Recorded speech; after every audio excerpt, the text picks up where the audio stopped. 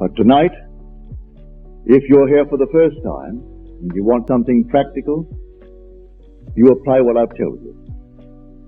First, have an objective. You must have an objective. You can't say, well, I don't know what I want. Well, all right. Come back the next time. Ask yourself, what would I like of life? Don't be ashamed to name it. What would I like of life? Well, then, try to get some objectives.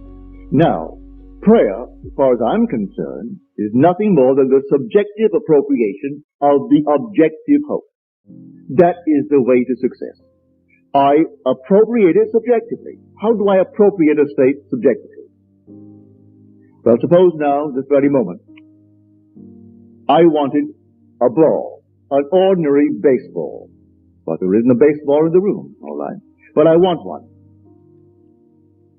I would actually assume that I am holding a baseball in my hand until I can feel it. You think you can't feel it? Well, now try it.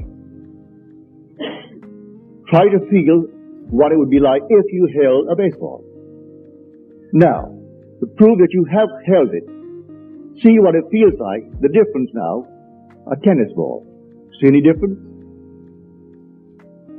All right, a golf ball. See any difference? A piece of silk. You feel any difference? If you can distinguish between these many objects, though they are subjective, then there must exist somewhere. If you can actually separate them in your mind's eye and distinguish between these objects, I can begin to feel, begin to sense, begin to smell a rose. Well, a rose doesn't smell or doesn't actually have the odor of another flower. I can detect the rose. Now a lily, an Easter lily. I can detect that. Well, what does it do? Well, I'm going to get them. Someone will think of Neville and send him a flower.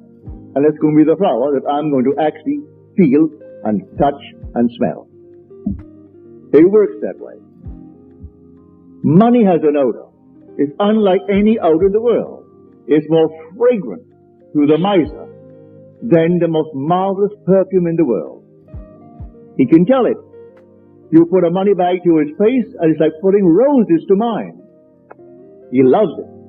He can smell money. He can feel it. Money has a distinct feel about it. Put a $20 bill in your hand and ask you to feel it, and then put another piece of paper in your hand, and you can tell the difference. There's a difference. It is an odor to it.